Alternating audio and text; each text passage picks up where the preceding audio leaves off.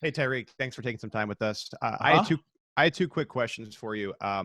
First, when it comes to your tracking ability, I just think it goes a little bit under talked about, and I was Mhm. wondering how over the years you really developed a knack for that, and that becomes important with Mahomes and the long ball. And then Right. second, with no preseason games, who's your favorite Chiefs DB to go against, and why do you think that best prepares you?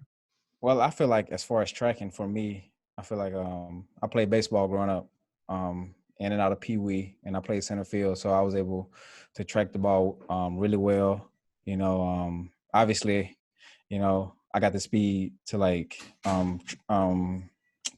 keep up with the ball, but I feel like God just blessed me, able to play like numerous sports, playing baseball, playing kickball, football, whatever the case may be, catching alley oops on a basketball hoop, whatever the case may be. So I've always been able, to have that gift of tracking the ball. And as far as DBs and off season going against DBs, I mean, I love all of them. I feel like all of them, are fun to go against. Tyron, Breland, Travarius, all of them love to compete. So iron sharpens iron. So I love it. Let's go to Nate Taylor. Go ahead, Nate. Hey, Tyreek, good to see you, man. I have two questions for you as well.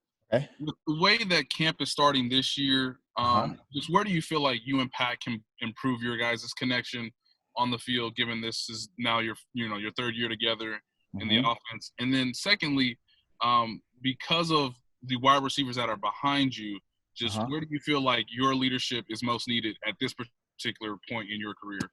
But as far as time, and I feel like that'll come, when it comes, and that's just reps over time. So, I mean, that's why we're here in training camp, to get those reps, to get those situations, and to get those big moments.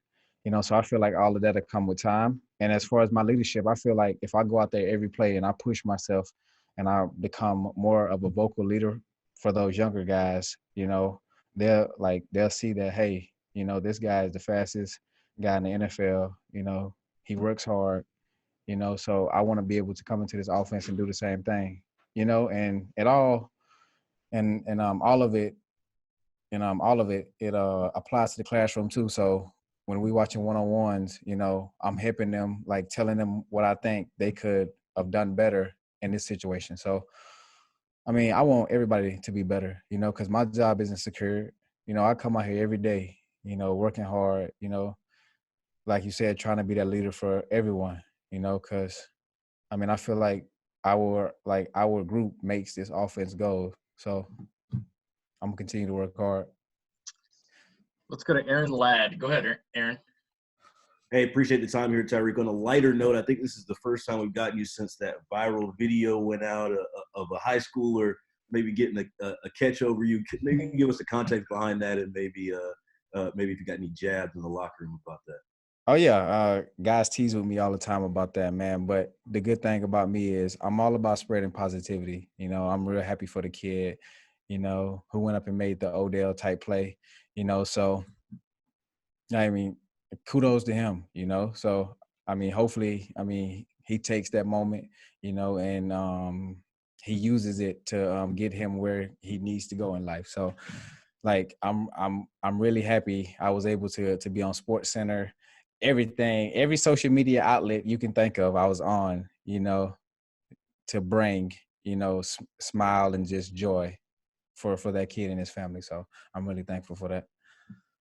Let's go to Herbie. Go ahead, Herbie. Hey, Ty, appreciate the time, obviously.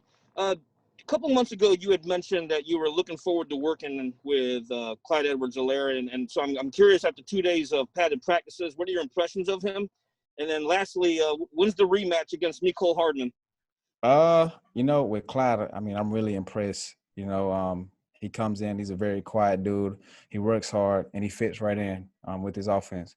I feel like with over time, you won't even be able to tell he's a rookie, because he works that hard and he wants to get better. And he's always asking questions about, hey, I mean, what do you think about this? What, you know what I'm saying? So, I mean, I really like Clyde. I mean, and as far as the race with Mecole, I feel like right now I ain't racing nobody. I'm retiring for a minute, man. I feel like I I already left my mark on that, you know. So I already solidified myself as the fastest, baby. Come on, man. Stop playing with me. All y'all stop playing with me. All 60 of y'all. If y'all want to race me, I'm right here. Let's go. Now let me stop. Let's go to Harold Kuntz. Go ahead, Harold. If you want to race, I'll race. Sorry, I don't care, man. You beat me right now, man. Hey, we were just listening to Eric Bieniemy, and he called Patrick Mahomes, and I'm quoting him correctly here, a competitive prick. Do you kind of agree with that terminology? And also another question. You know what? I have no idea what he meant by prick, but I will say Pat loves to compete, you know, and each and every opportunity that we get to go against the defense, he wants to win. You know, it don't matter the situation. It don't matter whatever it is. He always wants to win, and he always, you know, brings the best out of each and every one of us. You know, so that's what I love about Pat. You know, it doesn't matter who you are. It doesn't matter if you're me, Kelsey, or Fish, or whoever the case may be. I mean, he's going to give you that extra fuel that you need to continue going. It don't matter if we on play 10 and everybody's on their knees dead tired. He's still, guys, come on, I need you. So that's the thing you got to love about Pat. All right, guys, we've got time for a couple more. Let's go to Darren. Go ahead, Darren. Hey, Tyreek, how you doing this morning? I'm good. Couple questions for you. How serious were you, regarding training for the Olympics, running 100? And then also, and I have a second question, but I'll let you answer that first. You know, I was real serious about it. You know, I feel like, I mean, I'm going into the prime of my career, and I'm feeling stronger than ever. You know, so I was real serious about it. You know, I was in talks with my track coach from high school. You know, and it was a real serious thing for me. You know, because I feel like I can compete with some of those guys at least. You know, I mean, I feel like I can at least place. I may not win, but I'm at least place with those guys. So that's how I feel. Is that something that is still an option for you since the Olympic Games have been pushed to next year, and it will be after the season for you? And then also, but then also, who would you compare this championship team to? Obviously, with the type of players that you have coming back and the stars on both sides of the field. Steve and I were kind of talking about it yesterday. I would compare you all to the Dallas Cowboys of the 90s with that type of team, both offense, defense, and special teams. Would you agree with that assessment, or who would you compare yourselves to team-wise for a championship team looking to go back and repeat? I don't know, man. I feel like, I mean, I don't like comparing. I know me. I don't like comparing myself to no other player. So I feel like with this team, you can't compare us to nobody, you know, because everyone's different, you know. I mean, every player is different. Every coach is different.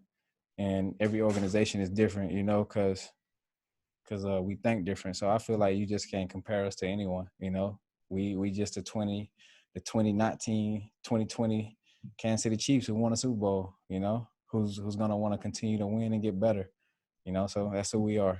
We don't want to follow in anyone's footsteps, you know. But I will say, you know, we do want to pay homage to the great teams who came before us, because we know there were some great teams, you know. So, but I feel like we just don't want to compare ourselves to anyone, you know.